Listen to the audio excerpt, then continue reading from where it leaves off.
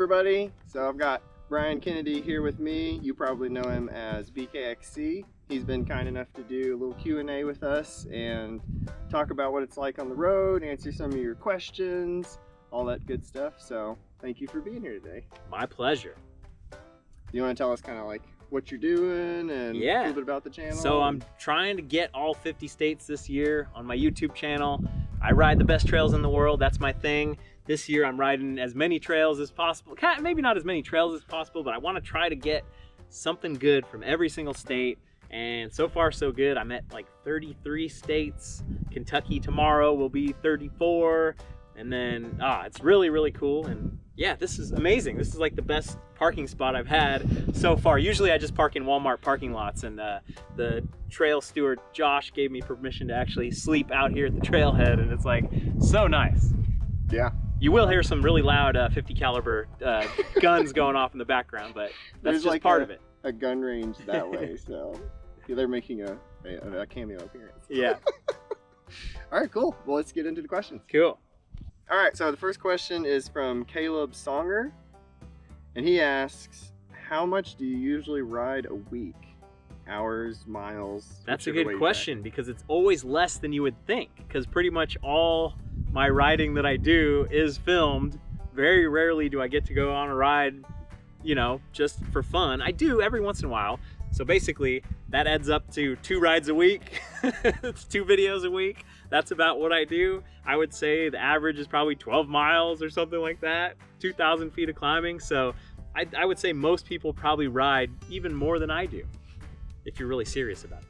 All right, so the next question comes from Zach Hughes, and he says, do you even enduro, bro? I am full enduro. That's all I want to do is enduro now. Haven't you seen his full suspension bike? Right? All right, so the next question comes from Michael Brashear, and he says, what are your thoughts on Strava and like programs? Does he upload his rides to Strava, and should other YouTubers do the same? Yeah, I like Strava, kind of, sorta. So, man, I've been using Strava for like 10 years, like from when it first came out. And then they did the premium thing, and it's like, why would I do premium? I just like the idea of recording your ride, putting your ride, and having a date and a time and a place, so I can go back and, you know, there's rides I did 10 years ago with my brother when we first started mountain biking, and there's, you know, 9 years ago in Moab, I just happened to see one that was in outer bike for Moab, and it's like, oh man, there's great memories there. And otherwise you have photos and stuff, but to actually see, like, oh yeah, I could only do like 5 miles back then. It's like a neat little social scrapbook. And then now over the years it's kind of evolved where it's like they've got the leaderboard, so people are trying to race and trying to go fast, which they just kind of changed because I think you can only see your results if you're premium now. So there's kind of Strava's such a weird thing. I try to use Trailforks now to record my rides, and then it craps out. Like when I have it, I use my phone. I don't use a GPS computer, and the phone somehow craps out. So then I'm like ruined because it's like, I wanted to record this ride. I wanted to see. I just wanted to like kind of have a record or a memory. And so, yeah, I'm kind of caught between now because I usually just record private on Strava, and that pushes to Trailforks, and then I can publish on Trailforks, and then most of the videos that I do, I have a Trailforks ride log, because almost all the rides that I do in my videos, I want people to go out and do the ride. A lot of the times it's such a spider web of trails that I don't even try because you need a guide to go out different places. I was just riding in Massachusetts, this place called Vietnam Trails. It's just crazy spider web. You just would never be able to just look at your GPS and try to follow. It's too much. But when it's a very clearly marked trail system like this one, I'm sure, we climbed this, we went down this, and you get an idea of like, I want to go do that. Because that's the whole reason for my channel, is to inspire regular people to be like, oh wow, I could go travel with my bike and go see this stuff. So it'd be great if an app or service like that promoted like sharing of routes. Like, yeah, that's kind and of Trailforks does. It's just kind of a little more hidden, and you know, Trailforks is very much a Wikipedia, and you can only get out what you put into it. And I looked at this place on Trailforks. They marked the bathrooms, they marked the parking lots, but there's a million things you can do. You can do like, this is a short route at this place. There's a long route. There's a medium route. Here's, you know, Joe's favorite. Like, there's so much you can do on Trailforks, and like putting in, people just have to get in there and hop in and do it. Where Strava routes, it's like, yeah, if you wanted to do the same one, what you have to download it and then you have to upload it to Right. your computer. Like it's a whole. There's like 15 different versions of the same Trailforks. segment. It's on your phone already. You save it and boom, it's on your phone. And you look at it and then you just have your phone, and it does interface with certain GPS units and stuff too. It's pretty good. Not a Trailforks ad. I just really I survive off of this This thing. message sponsored by Trailforks. Yeah. No, I get what you're saying. Like we went out to Phoenix, Arizona, and ended up using Trailforks because it had like the best support. The out there in discovery. You Arizona. just want to discover what's good. Yeah, and what was awesome was that like the navigation, like it would actually show you like this is the route you're on and this is what you do next. So it was super helpful for us to find it. We just all need to like embrace Trailforks. Yeah. And then everybody will be on it and it'll be awesome. Yeah, I get emails from people that like are like, I built an app for my trail. It's like you built Facebook for your own like MTB club, and it's like, no, there's tools. You'll never be able to build it better for yourself. You can't do hidden trails. That's one of the things. There are hidden trail systems out there that would benefit by some kind of premium Trailforks model, but I think Trailforks just wants to have all that data in there and have it there. And like one thing that I never see is people rating the trail. Well, I see it sometimes, but some places people don't rate the trails. Like, hey, this is the 5-star trail. This is the great one to go down. So like I'm just out there looking at elevation and I'm like, okay, I think this is the good one. And then I got a comment from somebody saying, no, you totally missed the good one. No. And it's like, hey, you got to rate it. You got to write descriptions, like tell about why this trail is named this. There's a million things you can do in Trailforks. Cool.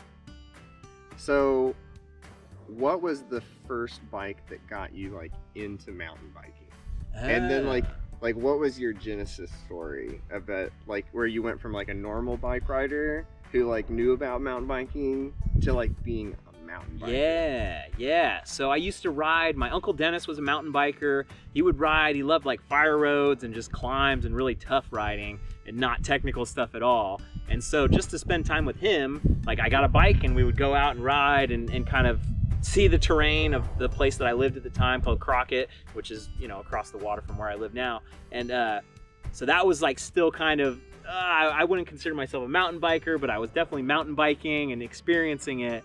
And then my brother, like I kind of faded away. And then my brother was like looking online and he'd said like, oh yeah, I was on this website and they were saying that mountain biking is like the best way to get fit. And it's like, it turns out in the San Francisco Bay Area, there's a million different mountain bike trails and stuff. So he just like jumped in and got a bike. And so I was like, oh, he's been doing it and going. He's been doing all the research. And I was like, screw it. I'm going to buy a bike and then get a better one and do it. So like, that was it. It was like a Cannondale. It was from REI, and just, that was real money that I spent on that bike. Maybe it was like $900 or something, or 800, whatever it was. It was a lot. And it's like, okay, here we go.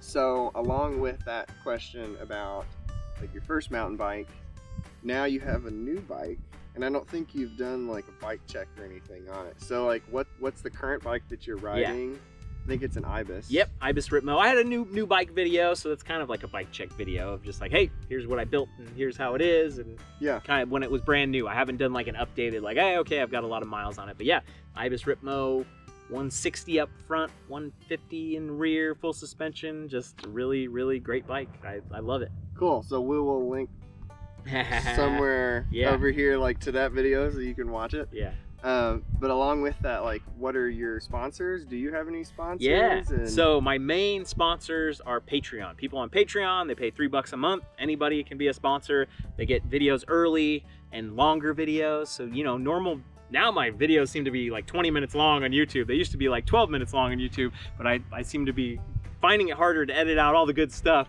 So like the normal 20-minute video might be 50 minutes on YouTube, might be an hour on YouTube, or on Patreon, I'm sorry. So, and they're early. So they're usually about a week earlier. If you like, oh, what state's he gonna be in next kind of thing, you hop on Patreon. I also do a podcast and stuff. So that's my biggest source of income. That's my main, sponsors, which is awesome to have like maybe almost 2,000 people that are, just chipping in a little bit. And that adds up to paying for the van, paying for gas. But also, Ibis is a sponsor. I pitched them on like a year-long thing. I said, hey, I'm gonna ride all these different states this year. The Ripmo is gonna be in every video. How about a sponsorship? A paid sponsorship, not this like, hey, here's a 50% off a frame, you pay for it sponsorship. Like a real thing. Like I don't consider anything a sponsorship unless you're getting paid for it.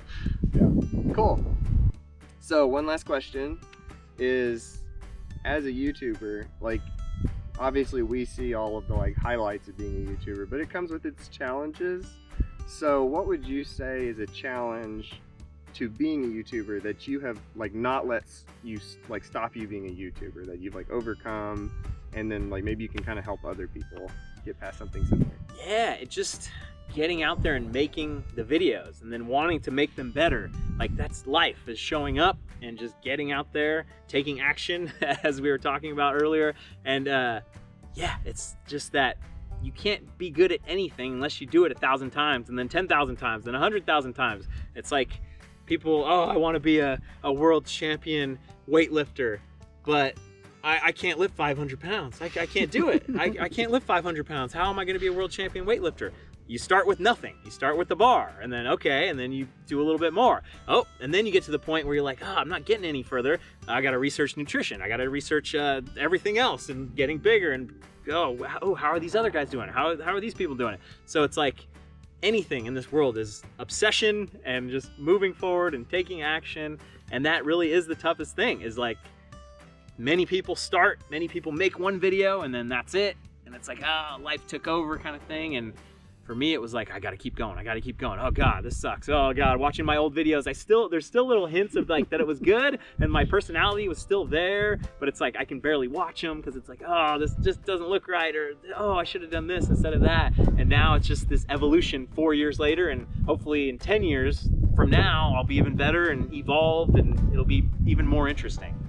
So along those lines, like, was there a point where you like mentally committed, like whatever it takes, I'm gonna be a YouTuber? Or was it just something where you really liked making videos and then it became something? No, I always wanted, from the start, it was gonna be a business. It was gonna an attempt to doing it full time, because YouTube already had full-time makeup people, full-time bodybuilders, full-time kayaker, you know, whatever you could imagine, somebody was doing it full-time on YouTube except for mountain biking. So I was like, there's gotta be a way. There's gotta be a way to do this. So just going into it and knowing that I was serious, and then it's like, okay, oh man, I was right about this. There's people following it, people like it. Now I have to actually figure out, how am I going to quit my job, and how am I going to actually save money? Do I have enough money saved to just completely spend and make no income for 6 months, 7 months, a year, 2 years? How long is it going to take to do this? And it's like,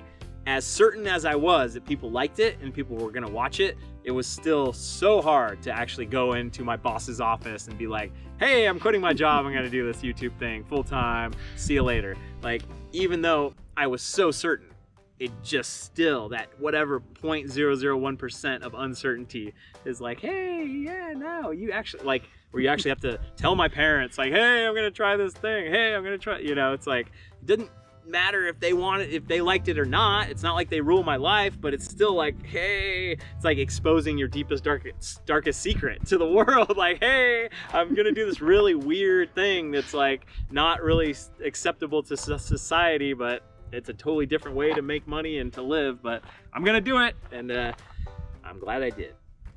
We are too. Yeah. All right, so thank you so much for answering a bunch of questions and spending some time with us. We really appreciate you coming out and thank you guys. Riding in Kentucky. We hope you really enjoy the trails. This was shot before our exactly. ride tomorrow, so he doesn't have an impression of the trails yet, but I'm sure he's gonna love them. We also put together a gift bag for him from, it looks heavy, KyMBA, not sponsored by Trek, but it just happened to be from the Trek store. So we'll give that to you. So this is like a little care package of items from Kentucky. All kinds of stuff, huh? So whoa, this is sweet. This is very apropos in today's world. Got the face mask. Yep. Mingwa beef jerky. This is cool. Some snacks for the car. Bourbon balls. Bourbon ball chocolate candy. Oh, they're still kind of cold. I got the fridge. I can put them in there. Double barrel honey. This is awesome. It's like all Kentucky stuff. I love it. I can put the double barrel honey inside the KyMBA bluegrass cozy. Bluegrass soy sauce. I've never had that, but I was told it was really good. I love all the local stuff. This is crazy. We got the Ale 8 soda. You know, I love my soda pop. They're awesome too. Like they sponsor. And this KyMBA. is a local company too? Yep. Awesome. That's so cool. Yeah, Kentuckians are like super passionate about our ale 8. Ale 8. Okay. Is it a twist off? Yep. Okay. I do have a little. I don't drink alcohol, but I do randomly have a pop topper in there in case it gets too much. Cool. This is awesome. That's gonna be tricky. I love it. That's just cool to have the local. Like, I should try to put together that stuff. Like every place I stop, some kind of little local thing. Yeah. That's cool. And we were gonna get you some West Six beer because Yeah, they also yeah. sponsor us. Yeah.